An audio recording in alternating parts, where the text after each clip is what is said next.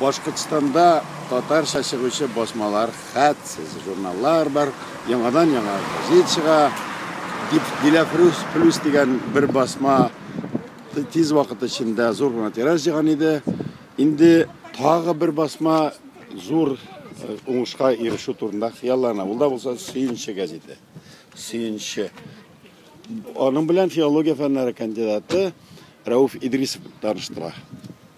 Сөенче газеты милли мәдәни халык газеты дип атадык инде без аны. Чыннан да карап торуга туган телдә, татар телендәге газетлар бар сыман, җитәрлек тә кебек.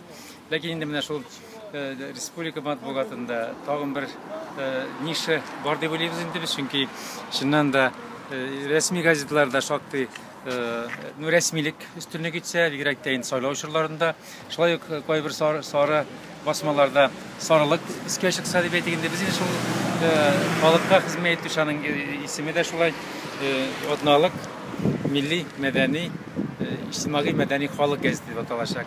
Без инде монда аның рубрикалары бик кызыклы, бөтен якларында исәп калган. Анда нәфис әдәбият та бар, мәсәлән, иң яхшы үрнәкләрне халыкка җиткерү, чөнки китаплар җитешми. Шулай ук тарих сәхифәсе дә, балалар өчен сәхифәләр бар.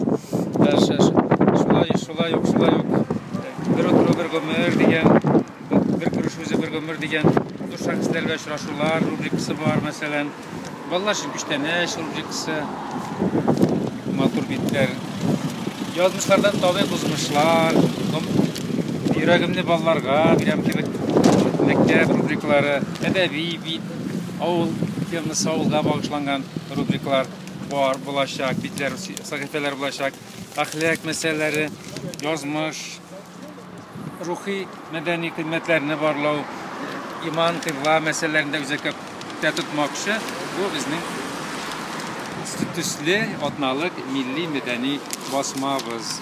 Бу шәхси газетме? Бу шәхси газет. Аны кемнәр чыгара? Аны Зөлфия Сафина исемле укытучы инде, бик яхшы укытучы. Ул шәхси эшмәкәр. Аның урынбасары 2007 елда ел укытучысы 2007дә беренче урын алган Фәридә Шафикова. Алар икесе Миякә кызлары, һәм аларга ярдәм итүче аларның туганнары бар, шулай ук туганнары без инде аларны күрсәтә алабыз, рәсемнәрен дә алар безнең редколлегия агзалары булып торалар. Редколлегия безнең бик зур.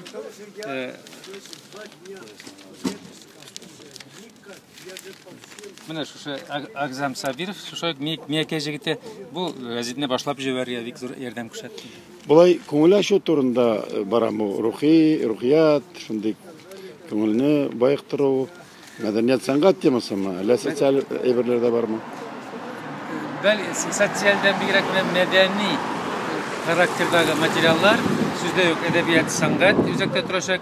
Әлбәттә, сез уйландыра торган әйберләр, тарих битләре, мәсәлән, тәрбия газеты, күбрәк тәрбия мәсьәләләрен күтәрүче, шул сәбәптән рухи әхлакый, дини әхлакый кыйммәтләрне барлауга да багышланган сәхифә булачак. Балаларны тәрбияләү, шушы милли тәрбия мәсьәләләрен үзәккә куйган. Әлбәттә, монда ял булсын җаннарыма дигән соңгы биттә сүздә юк кызыклы әйберләр дә булачак, шаян әйберләр дә булачак.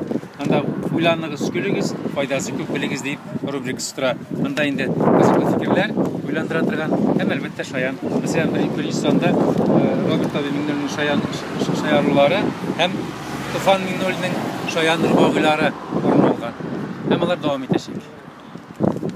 Милли газетның һәр кайсы ул Сөенче, үзенә күрә күчтәнәч. Толпар журналы бар, Кызылтаң газеты бар, рәсми басмалар инде булар, Өмет газеты бар. Әле Татарстаннан килергә тырышучы Акчарлак безнең газетләр дә бар, Төслеләр барса да, әле Атна дигән газетләр дә бар. Көндәшлек шактый көчле.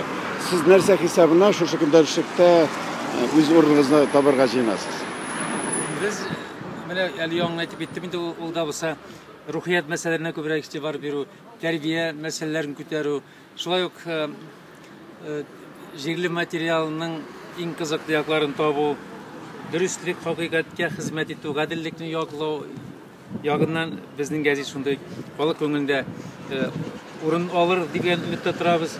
Һәм шул безгә яшәү мөмкинлеге бирер, тираж җыю мөмкинлеге бирер, һәм халыкның Сөйкле, сөйнешле газеті. Ул ваклап сатыламы киоскларда, әллә абунәчеләр аша гына таралам? Әйе, Башкортстан каталогына кертелгән, аның индексы да бар 56-72 һәм язылу хаклары теләсә кайсы айда язылып ала башларга мөмкин булачак. Демәк, халкы булса, матбагаларына урын табылыр.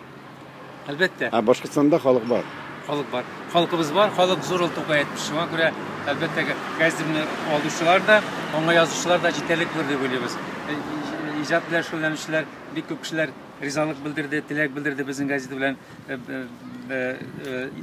хезмәттәшлек итәргә. Шул сәт белән Роберт Миңнуллин беренче биттә үк фатихасы урын алган.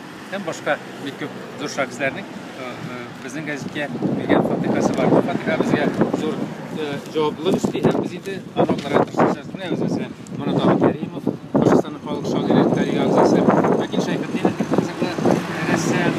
Шундый кешеләрнең катнашуы, аларның фатихасы безгә канат куя, дәрт, илһам бирә һәм киләчәккә өметле барабыз. Матбугат сабантуенда алышка чыгучылар арта. Сираттагысы 8-нче газета. Бу турыда Рауф Идрисов шушы газетаның вәкиле сөйләде. Шеф редактор дип атала инде. Баш мөхәррире.